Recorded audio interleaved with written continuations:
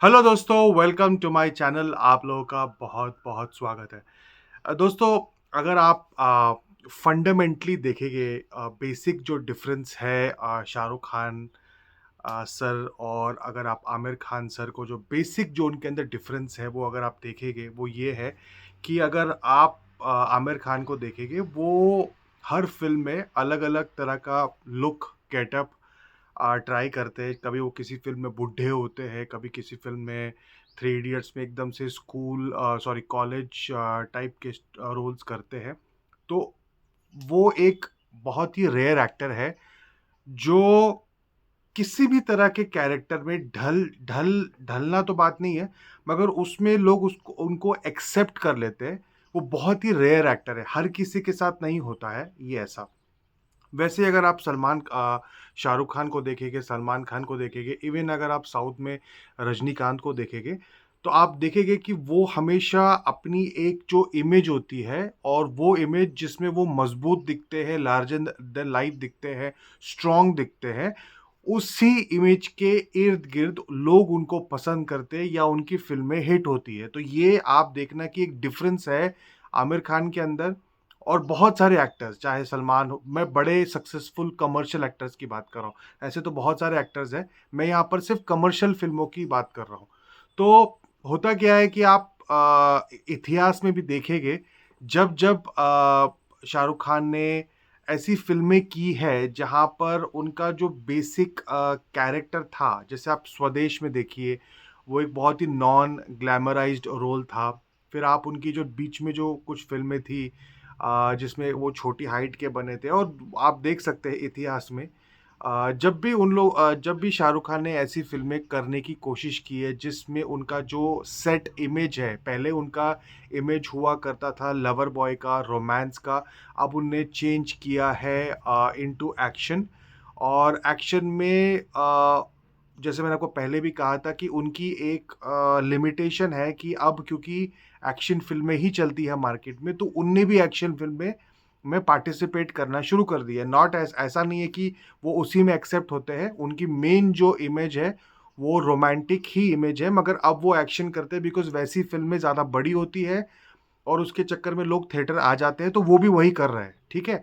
मगर मेरा कहने का यहाँ पर बहुत ही क्लियर कट मतलब है, फंडामेंटली जैसे मैंने जितनी भी फ़िल्मों को एनालाइज़ किया है, मैं यहाँ पर भी आपको यही बोलना चाहता हूँ कि उनकी जो एक इमेज है, जो कि लार्जर देन लाइफ़ की इमेज है, या आप बोल सकते हैं जिसमें वो बहुत ही स्ट्रॉन्ग निकल के आते हैं। अ, वो जो इमेज है, वो बहुत इम्पोर्टेंट है उनकी फ़िल्मों में, बिकॉज़ लोग जब थिएटर में आते हैं, तो बहुत ज़्यादा वैसी ही तरह की जो फ़िल्में हैं, उसमें शाहरुख को देखना पसंद करते हैं, और जब ये नहीं होता है, तो वहाँ पर दिक्कतें आती हैं, जैसे पास्ट में आ भी गई है। अब मैंने आपको, जैसे आप एक फ़िल्म थी अशोका, फिर आप जब भी देखिए, जब भी उनने ऑफ ट्रैक के लुक्स या गेटअप या इमेज को ट्राई किया है, तो उसमें हमेशा वो दिक्कतें आई है। जैसे एक फ़िल्म आई थी पहेली, स्वदेश, आप देख सकते हैं। फिर अभी जो एक फ़िल्म आई थी जिसमें उनकी मैं उसका नाम भूल रहा हूँ, छोटी हाइट थी, और बहुत सारे जो जहाँ पर भी उनने इस तरह का एक्सपेरिमेंट करने की कोशिश की है। आप डेटा में देखेंगे तो हमेशा दिक्कतें आई है, बिकॉज़ फ़िल्में तो अच्छी थी, उनने काम भी बहुत अच्छा किया, मगर जो एट लार्ज जो लोग होते हैं, मेजॉरिटी जो पब्लिक होती है, वो वैसी चीज़ों को ज़्यादा एंटरटेन नहीं करती, उनको पसंद नहीं आता है। तो क्योंकि उनको पसंद नहीं आता, फिर वो आते नहीं है थिएटर में देखने के लिए, तो यहाँ दिक्कतें आ जाती है। दूसरी बात, अगर आप देखेंगे राजकुमार हिरानी को, तो उनकी आदत रही है, वो हर किसी एक्टर को ना उनकी जो ब्यूटी है वो कम कर देते हैं। जैसे आप देखना कि वो एक फ़िल्म थी, जैसे उनकी जो आप पिछली फ़िल्म थी जिसमें करीना कपूर थी, तो उसमें आप देखना कि करीना कपूर का जो लुक था वो बहुत ही कमज़ोर किया गया था।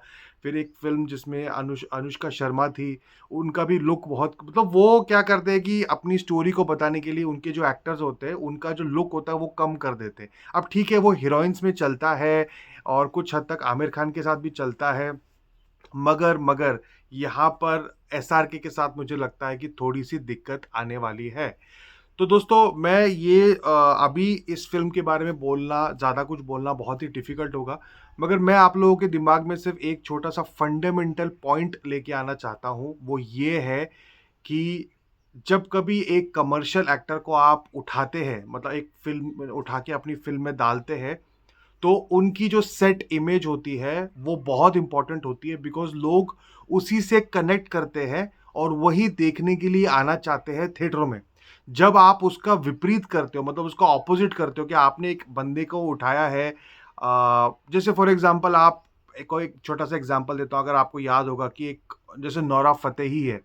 अब उनकी इमेज क्या है, आप खुद समझ सकते हैं कि शी इज़ अ डांसर, बहुत सुंदर है, थोड़ा बहुत कम कपड़े पहनना, ये सब एक ग्लैमराइज़्ड किस्म का उनका एक इमेज है। अब आप एक उठा के एक फ़िल्म उठा लीजिए जिसमें ना एक आस्था बेस्ड फ़िल्म है या स्पिरिचुअल फ़िल्म है, आप वहाँ नोरा फ़तेही को उठा के वहाँ पर फिट कर दोगे और आप उसको दिखा रहे हो ना, वो पूरे के मतलब एक पूरा रिलिजियस काम कर रही है। तो क्या पता जो बहुत सारे लोग हैं उनकी अपेक्षा होती है कि यार मैं ऐसा कुछ देखना चाहता हूँ, उसको दिख रहा है यहाँ पर कुछ और, तो बहुत दिक्कत हो जाती है, लोग गुस्सा हो जाते हैं।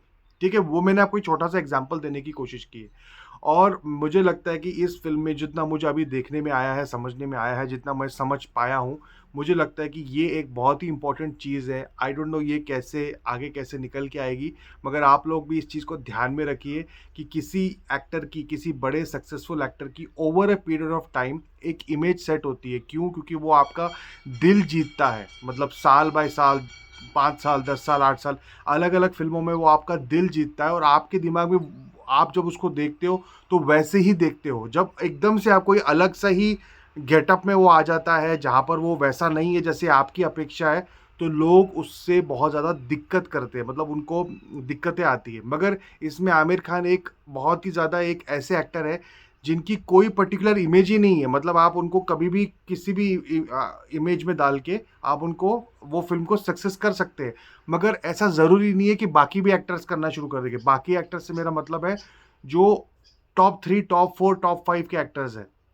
हर कोई नहीं कर सकता। आपको पता होगा एक ऋतिक रोशन की एक सुपर 30 नाम की फ़िल्म आई थी, फ्लॉप हो गई थी। उसमें क्या हुआ था कि आपने एक बहुत ही ज़्यादा एक कमर्शियल एक्टर को, जिसकी एक पर्टिकुलर लुक है, इमेज है, उसको उठा के आपने एक टीचर बनाया, उसको सांवला कर दिया और उसकी इमेज की पूरी माँ-बहन कर दी, ठीक है? पूरा इमेज ही उसका चेंज कर दिया, पूरा एकदम ही उसको आप अपोज़िट में दिखा रहे हो।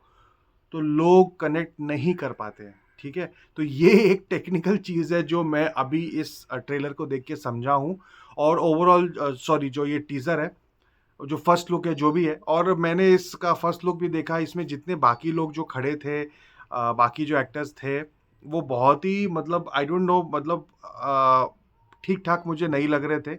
और ओवरऑल इसकी जो थीम है कि वो जो कॉन्सेप्ट है इंडिया से अब्रॉड जाने का, मतलब वो जो तरीका होता है, वो सिस्टम होता है, वो आई डोंट नो कितना अपील करेगा आज के टाइम के लोगों के लिए, कितना ये एक मतलब एज़ मुझे तो इतना अपील नहीं करता है ये concept. I don't think so कि मुझे इतना I am so interested in seeing कि ये, आई थिंक ये पहले भी हमने देखा हुआ है, हम इसके बारे में न्यूज़ में पढ़ते हैं। और हर कोई इंडिया या जहाँ भी लोग देख रहे हैं, ज़रूरी नहीं कि हर इंसान कनाडा भागने के लिए चक्कर में है। ठीक है, एक बहुत बड़ी एक पॉपुलेशन है, एक अच्छी खासी पॉपुलेशन है जो इस चीज़ को करती है। मगर बाकी जो इंडिया है या बाकी जहाँ पर भी लोग उनके फैन्स हैं, नॉट नेसेसरी हर कोई मर रहा है ये देखने के लिए कि शाहरुख इस जर्नी में जब जाएँगे तो कैसे जाएँगे, उसमें क्या दिक्कतें आएगी, नॉट एवरीबॉडी इज़ इंटरेस्टेड। तो जो थीम है, मुझे लगता है कि ये ठीक-ठाक थीम है, ठीक है? और अभी का जो उनका लुक है वो भी बहुत ज़्यादा माइनस में जा रहा है मेरे हिसाब से। तो ओवरऑल जो ये टीज़र था मुझे तो ठीक नहीं लगा, बट आई एम श्योर अभी इसका बहुत सारा माल आने बाकी है और आगे देखेंगे कि ये किस तरीके से निकल के आती है। दूसरा, यहाँ पर जो डायरेक्टर है राजकुमार हिरानी, उनके बारे में मैं एक चीज़ बोलना चाहता हूँ कि वो इंडिया के मतलब अपने वक़्त के, जब वो मुन्ना भाई वाला सीरीज़ वो कर रहे थे, थ्री इडियट्स तक, मुझे लगता था कि वो इंडिया के ग्रेटेस्ट डायरेक्टर है। मतलब उनसे अच्छा तो कोई पैदा ही नहीं हुआ है। मतलब आज भी लगता नहीं है, मगर अभी जब से उनकी फ़िल्म आई है वो संजू, और अभी जो ये फ़िल्म आई है, मुझे कहीं न कहीं लगता है कि वो उनकी जो प्राइम थी, जो उनका जो बेस्ट फ़ेज़ था, वो संजू से पहले ही काफ़ी हद तक उनने कर लिया, एक्सप्लोर कर लिया और काफ़ी हद तक ख़त्म नहीं हो गया, मतलब वो उनका प्राइम था। आज के टाइम पे वो क्या कर रहे हैं, वो इतना इम्प्रेसिव मुझे दिख नहीं रहा है, लग नहीं रहा है। मुझे अपनी में बात कर रहा हूँ, मैं अपनी पर्सनल बात कर रहा हूँ। मैं ये नहीं कह रहा हूँ कि हर कोई ऐसा सोचता है। ये मेरी पर्सनल ओपिनियन है कि मुझे नहीं लगता कि वो अभी अपने प्राइम पे है। उनका प्राइम संजू से पहले था। संजू के बाद थोड़ा-सा उनका प्राइम कम हो गया है। मुझे ऐसा लगता है, और जो मैंने उनका टीज़र भी देखा है, उसमें भी यही फीलिंग मेरे को पर्सनली आ रही है, और मैं अपनी ही बात कर रहा हूँ। I hope I am wrong, और जो आने वाला जो मटेरियल है वो और अच्छा है आए। आई होप कि जो शाहरुख खान है वो जो ये प्रॉब्लम है ये कि वो अपनी इमेज के बाहर, उनकी फ़िल्में जो जो जो इमेज में लोग उन्हें पसंद करते हैं उसके बाहर वो इतनी जल्दी एक्सेप्ट नहीं होते। तो आई होप इससे ब्रेक हो जाए और एक अच्छी फ़िल्म निकल के आ जाए, तो ऐसा ठीक है। बाकी ओवरऑल मुझे लग रहा है कि जो मुझे 2 पॉइंट्स जो मुझे आपको बताने थे वो ये थे कि एक रजनीकांत, शाहरुख खान या सलमान खान टाइप का एक्टर आप कभी भी देख लीजिए। आप वो वाली फ़िल्म देख लीजिए सलमान खान की जिसमें वो 2 भाई थे, और वो तिब्बतन बॉर्डर वाली कौन-सी फ़िल्म थी मैं भूल गया वो फ्लॉप हो गई थी क्योंकि उसमें सलमान खान को बहुत ही कमज़ोर दिखाया था। तो ये एक जेन्युइन प्रॉब्लम है।